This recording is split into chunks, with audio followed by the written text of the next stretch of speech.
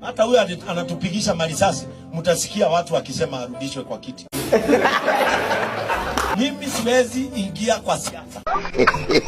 Really? Na wale wachungaji mnaanza kuingia nyumba za wanasiasa, wacheni. 2000 years later. Mheshimiwa Rais ni mtu mzuri.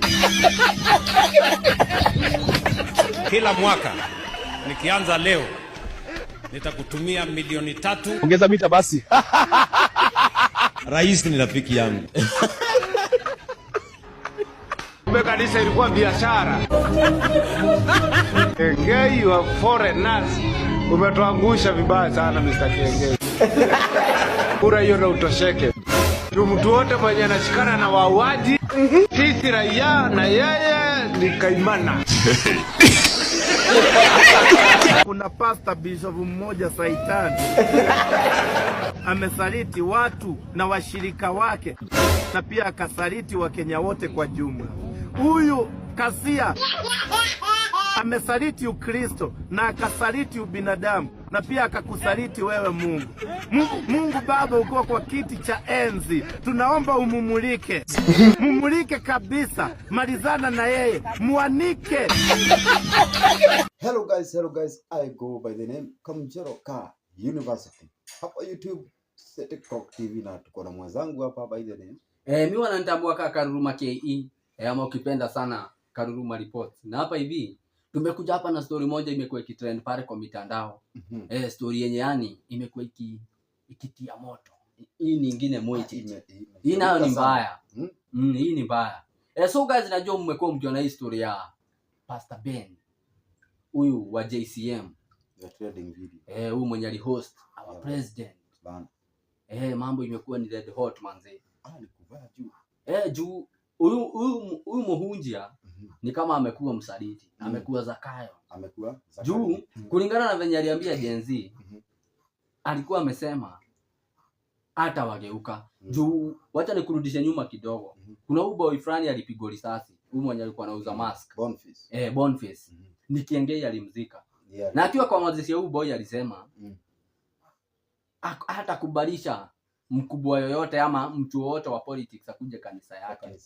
Na akikuja hata hubiri akiwa. But juzi tukaona amevunja maagano. Ameita prezo. Alafu tena by the way. Ameita prezo. Si ndio na alipigwa mawe mingi sana. Siku kama 3 zimepita hivyo. Amepigwa mawe. Watu wengi wamesema, wengine wamesema wataenda hiyo kanisa. Kwa hiyo kanisa kuna washirika walikuwa nafaa kukuja wenye wanasomea kwa hiyo kanisa. Kuja. But hiyo kanisa si ati haikuja. Watu ilijaa. Na unapata hata mimi nilikuwa nimeenda kwa hiyo kanisa. Nimeketi tu pale. Tu nimeenda kushoot content zangu hapo. But hiyo ni nguvu ya pesa. Tuseme tu ni do. Sasa unapata huko watu nyuma kuna vikundi fulani, kuna hiki kikundi, kuna hiki kikundi. Hao watu walikuwa yani wamelipwa. Alafu kinje kwa hiyo kanisa tukaambi kuna washika hiyo kanisa wenye ni wakubwa kidogo hivyo. Nasema president akiingia hapa kitu ya kwanza ni kumshangilia. Hebu tumshangilie venye tutaona wakimshangilia. Venye mtamshangilia. Sasa wenye wamelipo ndio wanapiga rehearse. Ama wanafanya rehearse. After prezo akiingia hivi. Yani mshangilio wenye liko kwa hiyo kanisa. Lakini si wote wenye wako wamelipwa. Hawashangili juu kuna vikundi hivi, kuna vikundi hapo hivyo. Sasa nimekuelewa. Kwa hivyo Pastor Ben aliwalipa ama ni Ruto aliwalipa? Hapana. Acha tuseme ni cover. Ni nguvu ya ya kasongo. Nguvu ya pesa. So wewe nikikuuliza wewe na maoni yako kulingana na zile agano Pastor Kengei alikuwa amesema. Hapo si betray Gen Z. Alikuwa amesema hata wai na plus kuna mahali pia alidanganyana. Na nikaona hii ni ukweli, ni uongo ya kabisa. Kuna place yenye Kengei alisema aje. In the name of the Lord. Mimi nashukuru Mheshimiwa Rais kwa sababu na ndio nimesema nitasema mbele hawa watu wote wewe ni mtu mzuri. Wakati nilitoka kuzika yule kijana ambaye aliuliwa town, Gen Z anaitwa Boniface. Nilichukua hatua na nikakupata kwa ofisi.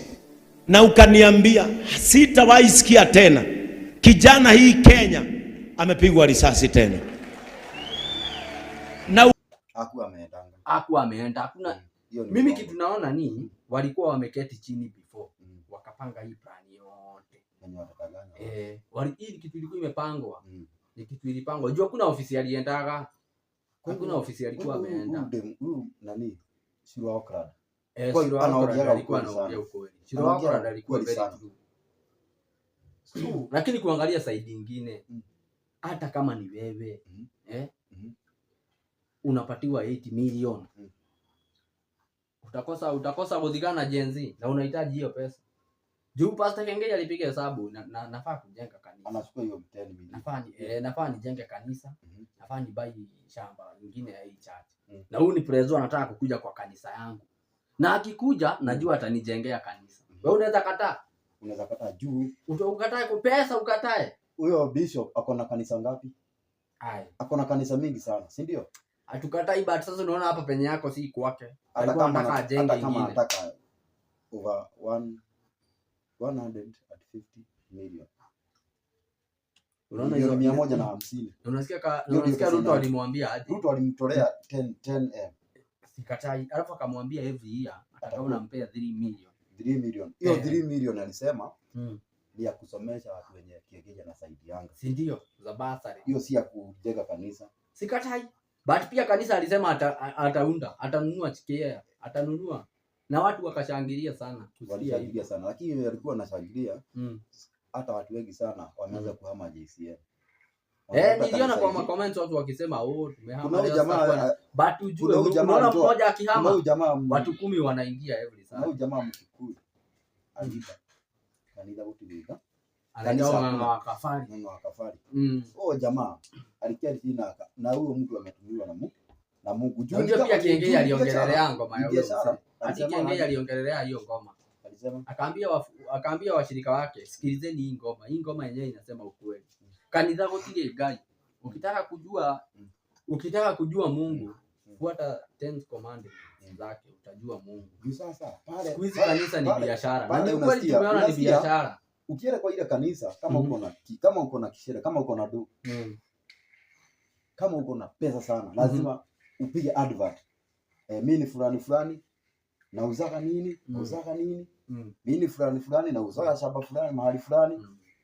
Sasa kwa kanisa unaenda ku advert, kupiga advert ya kanisa. You are going to be honest. Hata kwa advertise hiyo unasema ni kanisa. Kwa advertise si shida. Kwa advertise haina ngoli. But kitu moja, hebu jiulize, mbona Murage wa Modern Pacific alitoka kwa JCM? Murage alikuwa JCM, si ndio? Na unajua Murage ako na do. Ana pesa. Kitu ya kwanza ilifanya achomoke hiyo kanisa ni mambo na do. Juu Kengei akiamua ni kusaidia mtu, unasikia amesema aje? Jihare Murage wa Modern Fund chako na ngere 50. Unaona? Sasa badala hizi pesa ujijenge nazo, unapata pesa unatoa tu zinatoka na hazirudi. Sasa hiyo ndio sababu kubwa ilifanya Murage atoke JCM. Juu sasa yeye ndai JCM. Juu pia hata kama ni wewe uko na hiyo mboka, hata kama unaenda ku advertise kazi yako pale. Tunaona tu zinaenda na hazirudi. Na hazirudi. Sasa ikabidi hadi atoke JCM. Siku hizi Murage ndai JCM. So unaona Kengei sasa ametusiwa na watu wengi sana. Wengi mpaka Githaiga Wachai amemtusi. Hakuna mtu ako saidi yake. Mbanya, huyu anaitwa Mbanya, wote wamemtusi. Ofisi but mimi naona mimi unaona kuangalia hivi kuna ukweli. Juu kuna huyu madam anaitwa Pilisira wa Imani. Kuna Mbanya, walikuwa na Mbanya huko kwa huyo boyfriend kwenye alizikwa. Kwenda kitu ya kwanza Kengei alikuwa amesemaga kwa mazishi. Ati hiyo familia hiyo ka video tutawekea hapa. Hiyo ka video tutawekea hapa. Ati hiyo familia itajengewa nyumba.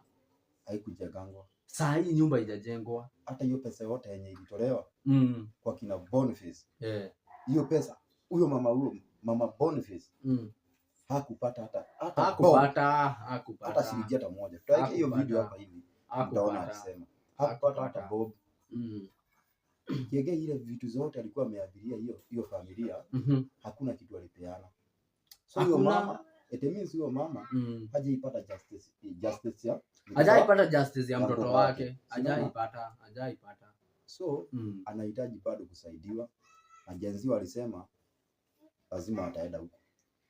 Jenzi walisema na si ati fake promise. Jenzi walisema lazima amsaidie. Unaona penye Ruto alikuwa amekaa hapo ndipo watakaa. Na picha ya huyo kijana itawekwa kwa hiyo kiti yenye Ruto alikuwa amekaa. Lazima waende JCM.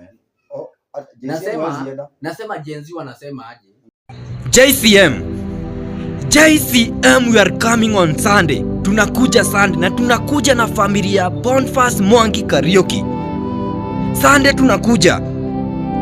Kama huyo mtu mmoja alifanya upewe hizo pesa yote juu ya kuuawa, na sisi tukikuja sisi wote, unaona hizo ni pesa nyingi. So tunakuja na familia ya Boniface Mwangi Kariuki. Mahali Kasongo alikuwa amekaa, hapo ndo tutaweka picha ya Boniface. Na ile invite mulipea Kasongo, hata sisi Gen Z mtupe invite kama hiyo. Sisi hatuna shida, lakini kama shida itakuwa ni sawa. Sasa hata tukiuawa una hasara. Juu sasa tukiuawa unalipwa. So hakuna hasara hapo. Sisi Sunday, this Sunday, mimi kama kiongozi wa vijana Nyandarua anasema vijana wangu mbembe bendera na simu peke yake. Na tunaenda na familia ya Boniface Mwangi Kariuki na mbebe picha yake. Mahali Kasongo alikuwa amekaa, hapo ndo tutaweka picha yake. We want us to know. Tunataka kujua Pastor Ben, mbona usaliti watu? Pastor Ben, after umepromise kwa madhabahu that utawahi fanya hivyo, mbona ufanya hivyo? Hoi, mbona ukunywa damu ya Gen Z, Pastor Ben? We are coming on Sunday. And this Sunday, we are coming. Whether kama mtahaya goons, wahae. Kama mtaita kina nani, muite wenye waliua Gen Z watuue pia. Hapo hakuna hasara kwako. Hiyo ni malipo, utapata pesa zaidi. But we are no more. Hatukai sasa tena, tunakuja Sunday. Kama nyinyi mnataka kuudhika sasa, fungeni church. Sisi hata hatukuji kwako, tunakuja kwa hiyo kanisa unasemanga ni ya Mungu. Sasa hiyo kanisa tunakuja. We are coming on Sunday. JCM. Na ile invite mulipea hao nini, hata sisi mtupea hiyo invite. Mtupea hiyo invite pia. This is so painful bana. Agency. Unazika mtu unalipisha 100,000. Alafu unasema mbele ya madhabahu that utawahi kubalisha mwanasiasa ambaye aliua Gen Z na wewe ndo wa kwanza. Kumbe wewe ndo muuaji wa kwanza. We are coming. Na kama imekuudhi huko tunakuja, Pastor Ben. Tusubiri huko tunakuja. Tunakuja Sunday. This Sunday tunakuja. We are coming. Tunakuja. Kama watafukuzwa wafukuzwe.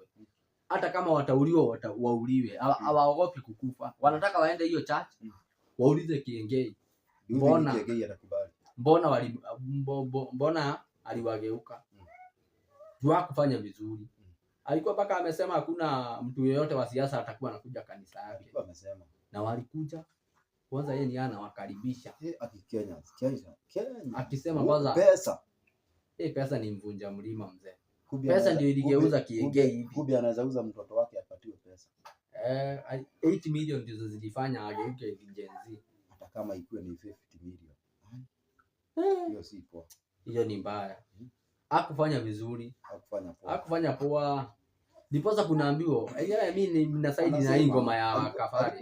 Hii ngoma ya Kafari inaongea ukweli. Kanisa hoteli guys, siku hizi ni biashara. Alikuwa amesema sasa. Wenye tu ulikuwa unasema guys. Wenye ulikuwa unasema. Kiengei alisema kutoka Boniface auliwe. Hakuna mtu mwingine aliuliwa. Juzi siku ya Sifuna Kitengera. Siku na boy siku na vijana waliuawa. Sasa Gen Z wanauliza, kwani huyo kijana alinyongwa na mate? Alinyongwa na mate ama alifanya nini? Sio ni risasi alipigwa. Na bado kuna mwingine aliuawa. Kuna mwingine fulani. Yote ni uongo, anadanganya. Alikuwa anadanganya tu ndio apewe pesa. Anadanganya nako kwa madhabahu. Imagine what is that? Ile tuseme si church. Ile tuseme tu ni biashara mzee. Hata mtu anaweza. Sasa Gen Z wamekasirika sana ndio wenye waligeukwa. Hawakufanya poa. Guys, comment hapo, drop your comment hapo chini hivyo tuambie. Bana, tuambie ni vizuri alifanya ama alifanya vibaya. Juu alifanya Mimi sioni kama alifanya poa. Juu alikuwa ameapa. Hadi alikuwa amesema hata waigeuka jenzi. Hiyo si poa. Nao si unaona venye blocks zimewekwa kila mahali. Man. Blocks zimewekwa kila mahali. Manzi. Na kina wakubwa wote wameweka mablock hapo hivyo. So guys, thank you for watching. Make sure manzi mmesubscribe hapo. Mmeacha comment kwa hii video, mtuambie alifanya vizuri ama alifanya vibaya. Bana, wacha comment yako hivi chini. Na mwendelee kusubscribe bana. Hivyo Asante for you supportiane hapo. Kabisa. I go by the name Kamjoroka University. Hapa YouTube City Clock TV, Facebook Kamjoroka Uni. Subscribe hapo hivyo. Loading to 20k subscribers. Asante sana. Bora.